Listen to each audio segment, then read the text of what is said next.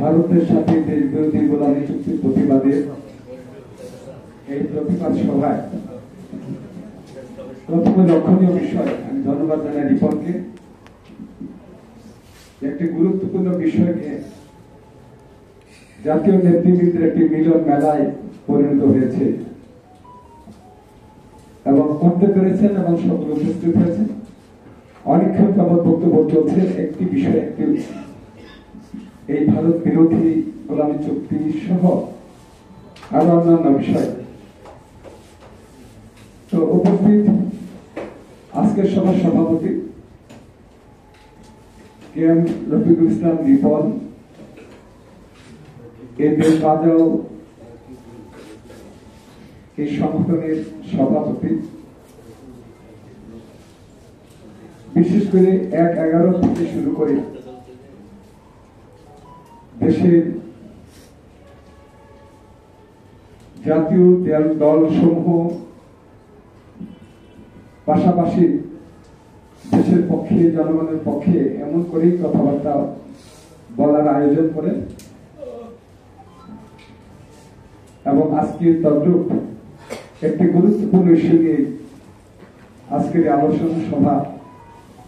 এখানে প্রধান অতিথি আছেন ছাত্র রাজনীতির কিংবদন্তি, সেই পাকিস্তানি বিরোধী আন্দোলন থেকে শুরু করে ধারাবাহিকতায় আজকেও দেশের পক্ষে জনগণের পক্ষে কথা বলছেন নির্ভীক একজন সৈনিকের মতো আমাদের আজকের সভার প্রধান অতিথি, আমার অত্যন্ত আপনজন শ্রদ্ধাভাজন ব্যক্তি জনাব মাহমুদুর রহমান মান্না। উপস্থিত আছেন বাংলাদেশ জাতীয়তাবাদী দলের ভাইস চেয়ারম্যানের পদমর্যাদায় বাংলাদেশ সম্মানিত চেয়ারপারসন উপদেষ্টা মণ্ডলীর অন্যতম সদস্য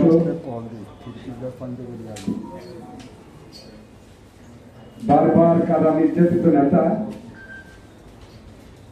এবং এই স্বৈরাচারী সরকারের বিরুদ্ধে আন্দোলন করতে গিয়ে যাকে সাজাও দেওয়া হয়েছে, সেই সাজাপ্রাপ্ত মিথ্যা মামলার আসামি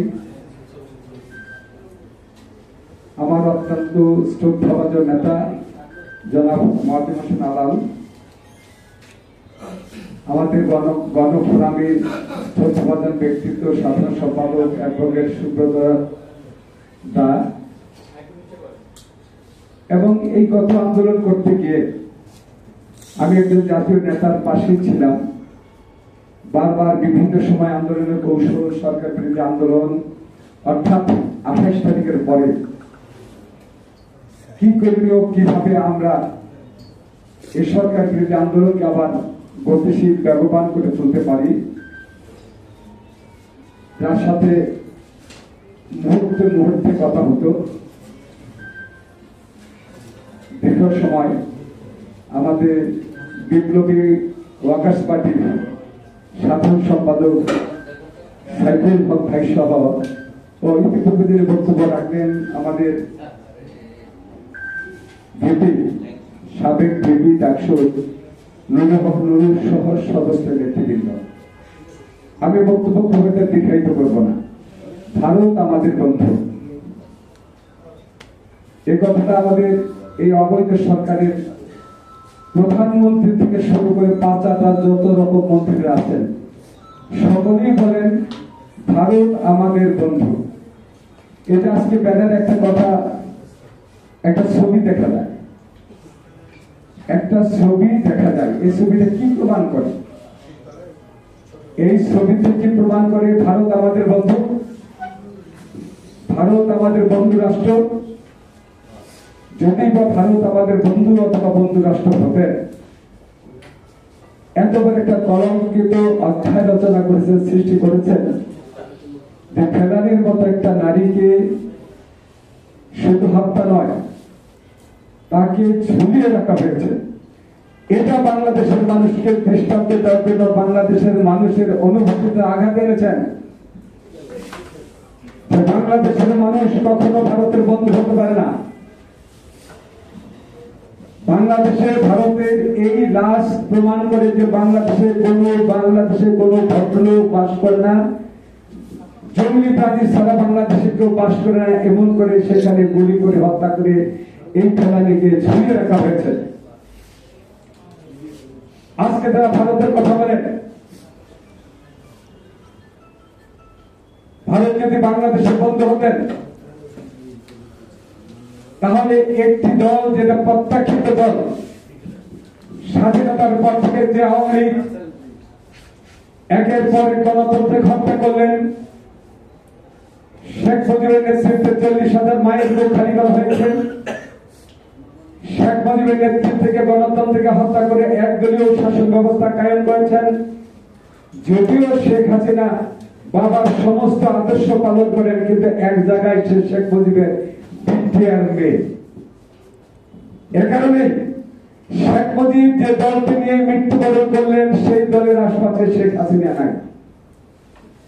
যদি বাবার প্রকৃত আদর্শ পালন করতেন তাহলে তার আজকে থাকার কথা ছিল বাকশালে। এখানে সে বিটিআর হয়েছেন, এখানে বাবার আদর্শচ্যুত হয়েছেন। এতে প্রমাণ করে শেখ হাসিনা এবং শেখ মুজিব দুইজনই রাষ্ট্রদ্রোহী ব্যক্তি। আজকে দেশে মানুষকে ধ্বংস করে দেওয়ার জন্য, গণতন্ত্রকে ধ্বংস করে দেওয়ার জন্য আমি সংক্ষেপে 2-4টা কথা বলে যাই। কারণ যেখানে ভারত সম্পৃক্ত, যেখানে ভারত সাথে চুক্তি হয়েছে, শেখ মুজিব 25 সালে গোলামী চুক্তি করেছিলেন। এই স্বৈরাচারী সরকার শেখ হাসিনা ক্ষমতায় এসে বললেন 41 সালের একটা বিষয়, ওই বিষয় কিন্তু আরো দূরে, এটা 24 সাল, আর বাকি 41 সাল হতে আরো কত বাকি? এই 41 সাল ভীষণ আরো 16 বছর পালন করবেন এই সরকার।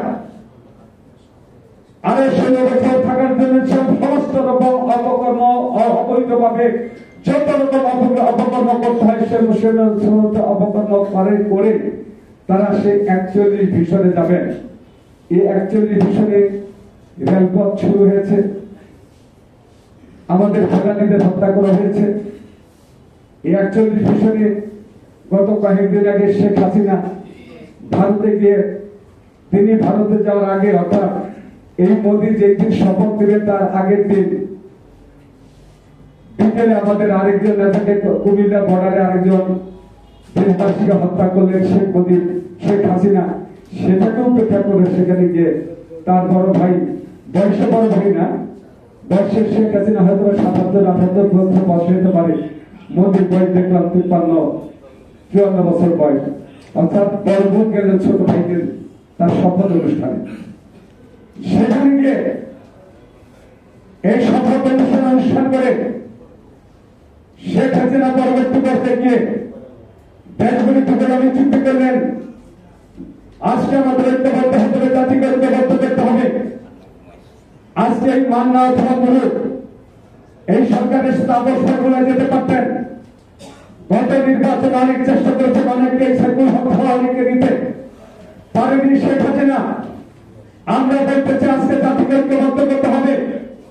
এই জাতির দায়ভার শুধু শেখ বা প্রধানমন্ত্রী, আমাদের সাবেক প্রধানমন্ত্রী তারেক রহমান নয়, এই দায়ভার সমস্ত স্বদেশের জাতি, এই বাংলাদেশি জনগণের, এই বাংলাদেশের জনগণকে তারেক রহমানের নেতৃত্বে সমস্ত দল আজকে ঐক্যবদ্ধ হয়েছে। এই ঐক্যবদ্ধের মধ্য দিয়ে এই স্বৈরাচারী সরকারের পতন ঘটে বাংলাদেশের গণতন্ত্র প্রতিষ্ঠা করতে হবে, দেশকে বাঁচাতে হবে, জাতিকে বাঁচাতে হবে, সমস্ত অবৈধ কর্মকাণ্ডের থেকে জাতিকে রক্ষা করতে হবে। শেখ হাসিনার পতন না হলে বাংলাদেশ মুক্ত হবে না। বেগম খালেদা জিয়া বাংলাদেশের মানুষের কাছে ফিরে না আসলে বাংলাদেশ মুক্ত হবে না। একদিকে প্রধানমন্ত্রী শেখ হাসিনা ভারত থেকে এসে তিনি আমাদের সেই পার্শ্ববর্তী রাষ্ট্র চায়নায় গেলেন, সেই ভারত থেকে অনুমতি নিয়ে। এতে কি প্রমাণ করে যে শেখ হাসিনা বাংলাদেশের অথবা বাংলাদেশের সরকার যে সময় 22 কথা বলে যায় যে গত নির্বাচনে 14 সালের নির্বাচনে ভারতের পররাষ্ট্রমন্ত্রী এসেছিলেন, সেই অর্থাৎ এর সাথে নির্বাচনে অংশগ্রহণ করে। এবারে ঠিক তাই গত নির্বাচনে ভারতের নেতৃত্বে ভারতের ভরসা নিয়ে শেখ হাসিনা নির্বাচন করেছেন, একটি অবৈধ নির্বাচন। এই নির্বাচনের আগে আমরা একজন জাতীয় পার্টির এক নেতাকে আমরা আহ্বান করেছিলাম যে আপনাদের মনে হচ্ছে আপনারা এই নির্বাচনে যাবেন না, এবার হয়তোবা এর সাথে নির্বাচনের কাছ থেকে আপনারা স্বৈরাচারী সরকারের প্রধানমন্ত্রী শেখ হাসিনা থেকে সরে গিয়ে আপনার এই নিরপেক্ষতার মধ্যে দিয়ে জাতিকে রক্ষা করার জন্য আপনারা আমাদের সাথে থাকবেন, আসুন আমরা ঐক্যবদ্ধভাবে সরকারকে পতন করি।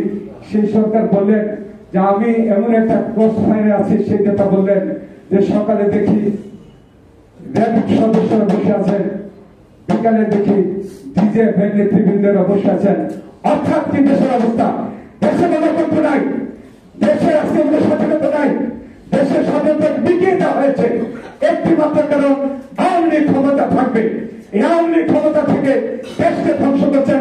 আসল দেখবেন আমরা শুধু আজকে তারেক রহমানের নেতৃত্বে এই সমস্ত নেতৃবৃন্দ ঐক্যবদ্ধ হয়েছেন, তাদের বক্তব্য শুনেছেন, নুরুল হকের বক্তব্য শুনেছেন, আরো নেতৃবৃন্দের বক্তব্য শুনেছেন।